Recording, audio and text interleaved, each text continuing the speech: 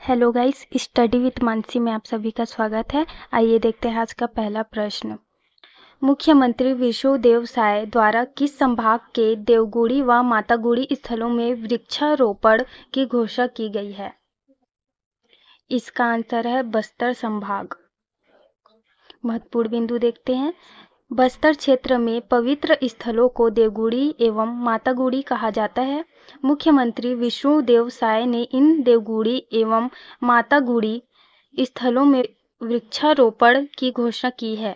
बस्तर संभाग के 7 जिलों के लगभग 7,000 देवगुड़ी एवं मातागुड़ी स्थलों में से लगभग 3500 में वृक्षारोपण किया जाएगा।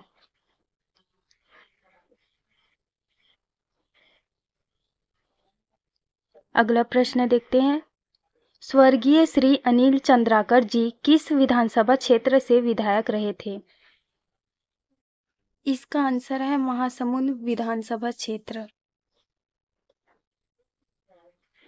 महत्वपूर्ण बिंदु देखते हैं।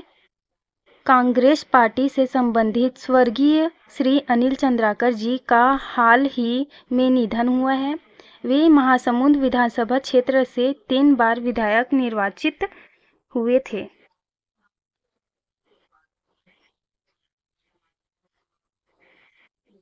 देखते हैं अगला प्रश्न। किन शहरों को नवा रायपुर के साथ जोड़कर छत्तीसगढ़ स्टेट कैपिटल रीजन बनाया जाएगा? इसका आंसर है उपर्युक्त सभी। महत्वपूर्ण बिंदु देखते हैं। 22 जून 2024 को दिल्ली में बजट पूर्व बैठक का आयोजन किया गया। केंद्रीय वित्त मंत्री निर्मला सीतारमण, केंद्रीय वित्त राज्य मंत्री पंकज चौधरी तथा छत्तीसगढ़ वित्त मंत्री ओपी चौधरी के साथ साथ अन्य राज्यों के वित्त मंत्री भी इस बैठक में शामिल हुए। इस बैठक में छत्तीसगढ़ वित्त मंत्री ओपी चौधरी ने अन्य मांगों एवं प्रस्तावों के साथ साथ स्टेट कैपिटल रीजन के विकास हेतु सहायता राशि की भी मांग की। नवा रायपुर को रायपुर और दुर्ग भिलाई के साथ मिलाकर दिल्ली एनसीआर की तर्ज पर स्टेट कैपिटल रीजन के रूप में आधुनिक नगरीय सुविधाओं के साथ विकसित किया जाना है।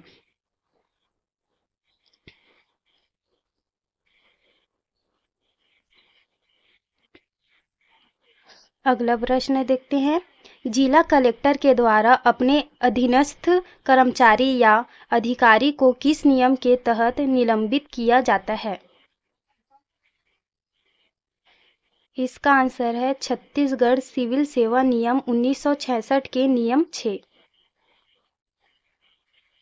महत्वपूर्ण बिंदु देखते हैं। 14 जून 2024 को गौरेला ब्लॉक के ग्राम देवर गांव में आयोजित पीएम जनमन शिविर में अनुपस्थित पाए जाने एवं अपने दायित्वों के प्रति लापरवाही बरत के कारण खाद्य निरीक्षक जितेंद्र वासुदेव को छत्तीसगढ़ सिविल सेवा वर्गीकरण नियंत्रण तथा अपील नियम 1966 के नियम 6 के तहत कलेक्टर द्वारा तत्काल प्रभाव से निलंबित कर दिया था।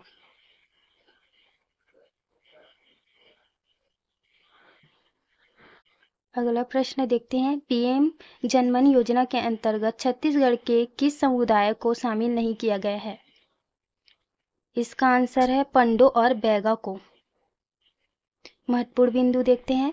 सभी राज्यों तथा केंद्र शासित प्रदेशों में से 75 ऐसे समुदाय पहचाने गए हैं जो कि कमजोर जनजाति समूह के अंतर्गत आते हैं। ऐसी समूह के लाभार्थियों को पीएम जनमन योजना के तहत आर्थिक सहायता तथा अनेक प्रकार की सुविधा प्रदान की जाएगी। छत्तीसगढ़ और मध्य प्रदेश के 7 समुदायों को इस योजना के अंतर्गत शामिल किया गया है।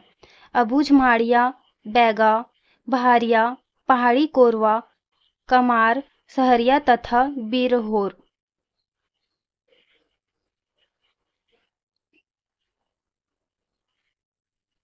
अगला प्रश्न देखते हैं।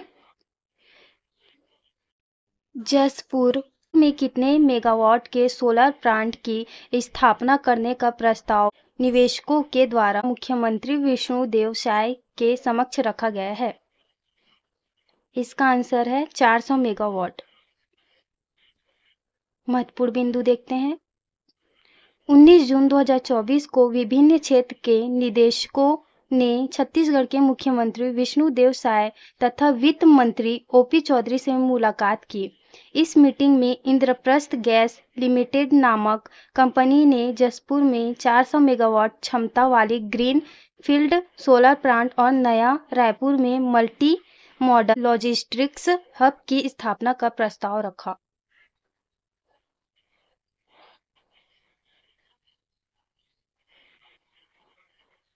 अगला प्रश्न देखते हैं, छत्तीसगढ़ में कहाँ वृद्धजनों के लिए इंटीग्रेटेड जेरियाट्रिक हेल्थ सेंटर की स्थापना प्रस्तावित है? इसका आंसर है रायपुर। महत्वपूर्ण बिंदु देखते हैं, छत्तीसगढ़ के वित्त मंत्री ओपी चौधरी के द्वारा केंद्रीय वित्त मंत्री निर्मला सीतारमण के समक्ष रायपुर में वृद्धजनों के लिए इंटीग्रेटेड जेरियाट्रिक हेल्थ सेंटर स्थापित किए जाने का प्रस्ताव रखा गया है।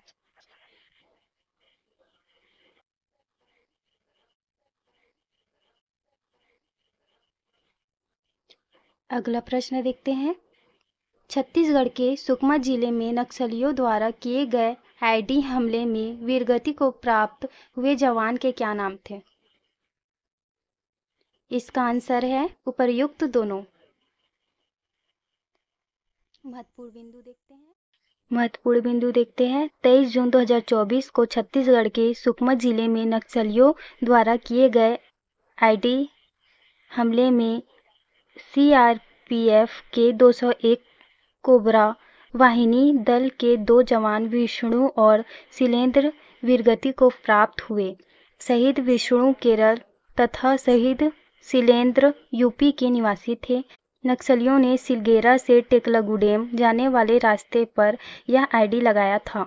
1 जनवरी 2024 से 23 जून 2024 तक विभिन्न मुठभेड़ में अब तक 141 नक्सली मारे गए हैं तथा 7 जवान वीरगति को प्राप्त हुए हैं।